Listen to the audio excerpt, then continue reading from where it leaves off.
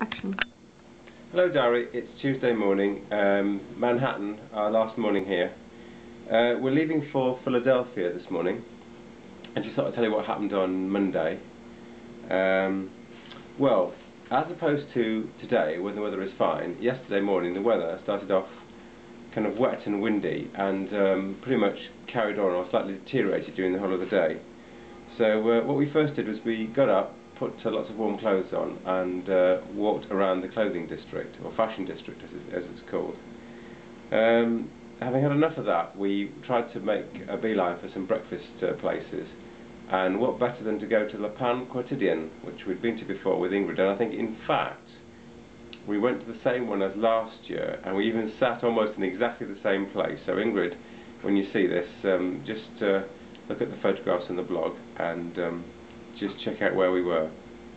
So we had a very nice large bread-filled breakfast, as is their speciality, and then just kept on walking around. We sort of walked up to the upper east side, so near where I used to live on the 50th and 3rd, and in fact we popped into the Sports Authority there, which had lots of nice thermal clothes. Now, although I thought I had enough clothes, it turned out to be a bit cold, so I bought some more clothes there.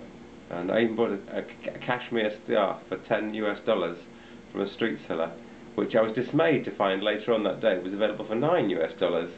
And then in Chinatown, later the day, you could get 3 for $10. But apparently they weren't as nice, that's what the guy told me. Anyway, so one of the highlights of the day was supposed to be going to the Moma, Museum of Modern Art. So after the Sports Authority and walking around the Upper East Side, we went towards Moma, which is a bit west, and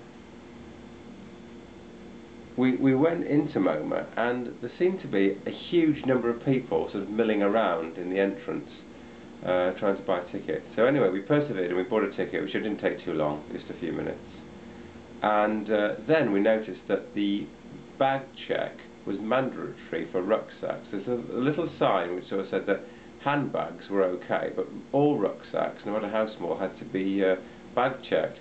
So we thought, okay, no problem. We went into this big long line, and in fact the line was split into two parts. There was a line to drop the bags off, and a line to pick up your bags.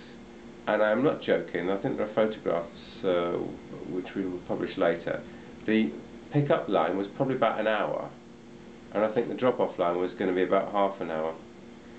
So faced with such a horrendous wait to visit Moma, we had to can the mission, which was a shame because we wanted to go last year and we didn't manage it. I think we got the date wrong because it's closed on Tuesdays. I think we arrived on a Tuesday or something like that, and this time we're making a special effort to go and see this kitchens exhibition, believe it or not. Anyway, so Moma was not to be for this year. Okay, what happened next? I think we went to the Apple shop next, which was this is going to sound like a bit of a frustrating day. I want to say it was a great day, but there were a few little pinpoints of frustration. So we went into the Apple shop, and there's a bit of a price premium between the Apple products in Switzerland and in America, in US dollars. So we thought if we are going to buy something, we should buy it here. And it's probably like $100 or $200 in it, so I mean, it's a significant amount. It's like, well, it's probably more. If it's an expensive Mac, it might be up to $250, $300. So it's something like 10% or slightly higher premium. So we went into the Apple shop. Now, we'd been in a one before, which was on the west side, which was apparently the most friendly and least crowded Apple shop. And I can tell you from yesterday that is very, very true, because the cubist one near the bottom of Central Park was absolutely jam-packed, and I was trying to get onto a MacBook Pro because they've refreshed the line with some faster processors. I just wanted to see the build quality of the machine, and I waited more than 30 minutes. There were 4 machines, and all were being used for purposes I can swear were other than potential Mac buying purposes. I mean, for example, one guy was playing a game, like a Frogger style game, for about 30 minutes, and I was thinking, well, is he really going to, you know, buy a Mac on the basis of this fantastic gaming experience? I'd probably not. It was a web-based game, and you could have played it on any browser.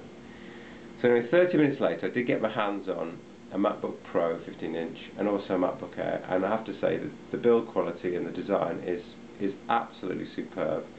The rigidness of the case, because of this unibody construction, is very, very high, and certainly beats my current HP laptop.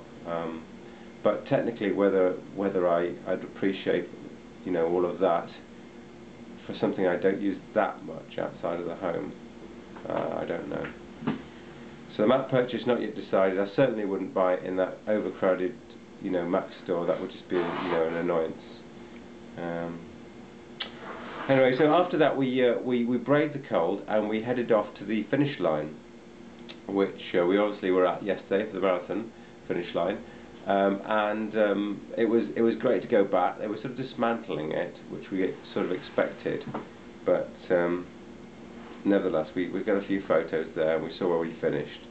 We had a nice walk around Central Park, although it was I'd say pretty bitterly cold and windy. Anyway, so we were heading off towards the evening, late afternoon now, and the next sort of adventure was in sort of Little Italy and Chinatown. So we thought we'd walk through Chinatown, and some of the signs are actually in the local Chinese language, so that's quite interesting. Things like for McDonald's and some of the advertisements, billboard advertisements. So we walked through Chinatown, and then we headed off to Little Italy, and we had a snack in a cafe, and we headed into a Starbucks. So we had some small food items because we were waiting for this theatre called the Blue Man Group Theatre, and I guess that's the end of the evening. And what an evening it was, because it was no doubt the best theatre experience I'd ever experienced, and I've seen a lot of theatre in younger times, but this was something completely different. It was a very innovative new style theatre with quite a large element of forced audience participation. Now we'd luckily, in a way, booked the mezzanine, which is, you know, on the sort of first floor, so we weren't down on the ground floor. And before we started, we were amused to see that the front, like 10 rows, were being given sort of plastic sheets to wear.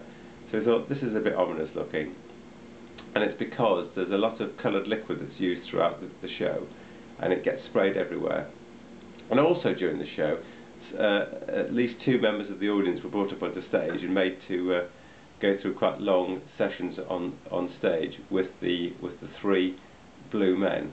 Now I don't know if they were plants in the audience, but the second person got put, for example, into like an all-round bodysuit, painted in blue colour, hung upside down and thrown at a white canvas, so his body image in blue was then put against the canvas. And afterwards both his shoes were completely covered in blue, so well, I mean, I hope he wasn't wearing expensive shoes. Anyway, it was the most fantastic theatre experience. It's called the Blue Man Group. I think it's sort of syndicated now, so it's not just one group of 3 men dressed in blue costumes on their heads, but I think it's syndicated throughout the whole of the US, and I think even internationally. So I'll check it out, Blue Man Group. Anyway, so that was the end of the evening. We did pop into Blockbuster, where they were having some sort of like a music event, stroke Gears of War or some computer game that's not being announced until today, Tuesday. And they had a fantastic 80s style Grandmaster Flash DJ. So that was just brilliant to listen to all the music. Obviously we weren't invited to some special party where they were behind the scenes, behind sort of a veil, they were sort of playing, I think, this game one day ahead of schedule, but it was great. So that was the perfect end to the evening. We got on the subway, and then we got out at Times Square and walked home.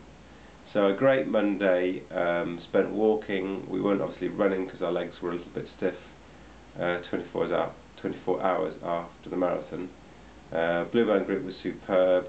It was chilly, wet, and at some point sleeting, but we tried to make the best of it. So yeah, brilliant day.